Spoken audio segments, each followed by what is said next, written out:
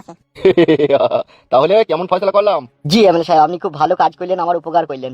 আর এই যে মামুনি, জি বলেন।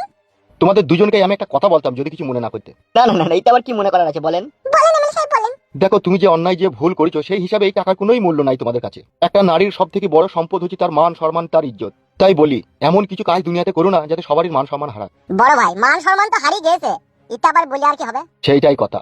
এখন ওই মেয়ের বাবাকে শিক্ষা দেন আপনি। কি শিক্ষা দেবো বে?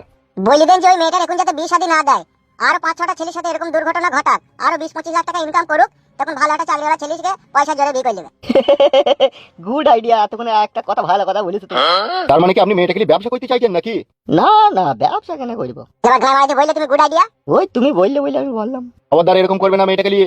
নেক্সট টাইম আমি আর ওই মেয়ের কোনো বিচার করবো না। বেশ বেশ, ঠিক আছে। ভালো একটা ছেলে দেখে, হ্যাঁ, অনেক দূরে বিয়ে শাদী দিয়ে দাও গা। বিয়ের পরে 6 মাস জমাই মেয়েকে বাড়ি ঢুকতে দেবে না। কেন, কি অসুবিধা? শালো মেয়ের বাপ না, মেয়ে বুদ্ধি কবে হবে বে তোর? তাই না বটে তো, শালা মুরগি মুখে কিছু বুঝে না তো মনে হচ্ছে। কেন, বিয়ের পর জমাই মেয়ে বাড়ি এলে কি অসুবিধা হবে? বলেন তো বড় ভাই, ওকে বুঝতে পারছি না। তুমি যেই 4 লাখ টাকাটা লিগেই তোমার মেয়ের ভালো জায়গায় বিয়ে দেবা। হ্যাঁ।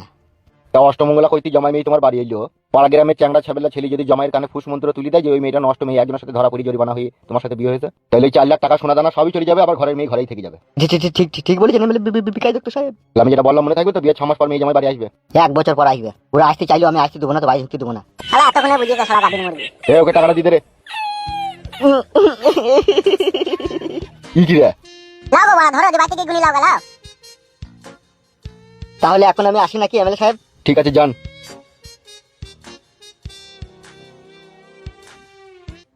বুঝলেন বড় ভাইজান, মেয়েটার বাপের হাব ভাব আমার কাছে এরকম সঠিক মনে হলো না।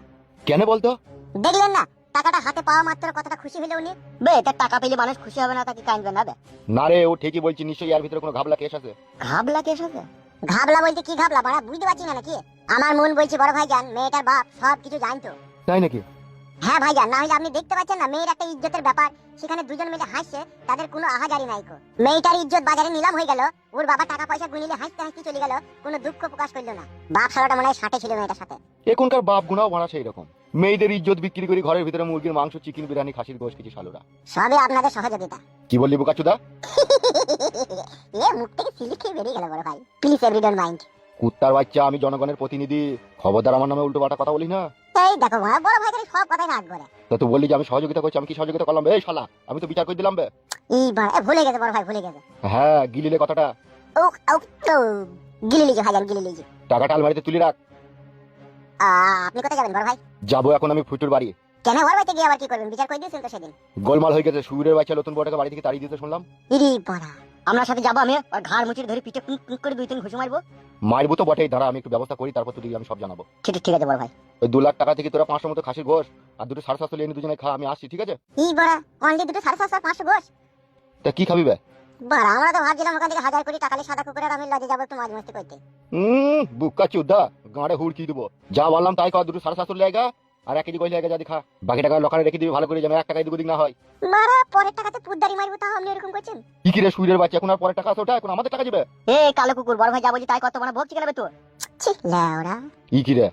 ও ভাই, আমরা 750 খাবো না, খাসির মাংস খাবো না, আমি টাকা লকারে ভরে দিচ্ছি ভাই, তুমি যাও। তাহলে খুব ভালো কথা, ভোজ দে।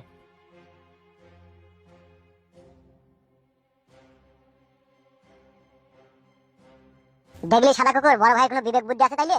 সবই তো দেখছি কাদা, কি আর বলবো বল। কি বলবি মানে? তুই তো কিছু বলতে পারলি না বে। কেলা সুদা না কি বে, তুই বড় ভাইয়ের মুখের উপর দিয়ে আমি কথা বলতে পারবো? এখন কিছু বললে ঘাড়ে আমার হুড়কি দিবে যাবে কেন? এখানে আমার কাছে একটা কথা শুন। বল কি বলবি? বস এখানে বস। বলছি হিন্দিতে একটা গান আছে, শুনেছিস? কি গান বে? सुनो ससुर जी अब जिद छोड़ो मान लो मेरी बात दुल्हन तो जाएगी दूल्हे राजा के साथ। তাই গুদমারানি ছোড়া বালের গান। ভাই শালা গন্ড মুরক এদিকে টাকা। কি রে বড়, বল। বলছি যেই মেয়েটার বিচার হইলো ওই মেয়েটাকে কেমন লাগলো তোর? মাল তো ভালো, এখানে কি হয়েছে কি বল? যদি ওকে 2-1 দিন কাজে কেমন হয় তাইলে? কি বলছিস বে? আজ রাতে ওই মেয়েটার কাছে যাবো, ওর বাপকে 1 বোতল মদ খাওয়াবো দিয়ে সাইড করে দেবো, দেওয়ার সাথে আমরা এই ওর বাপ কিছু বলে কি? এমএলএ বিকাশ দত্ত সাহেবের ভয় দেখাবো না, আর পুলিশ মিটে যাবে। আর এমনিতেই তো ওর দুর্নাম মেয়েবে। কাজ হবে দে। হবে না মানে? আমরা আছি তো, আমরা ছাড়া কে করবে? উড়িয়ে বাবা রে, চেতিলে বলে তাইলে।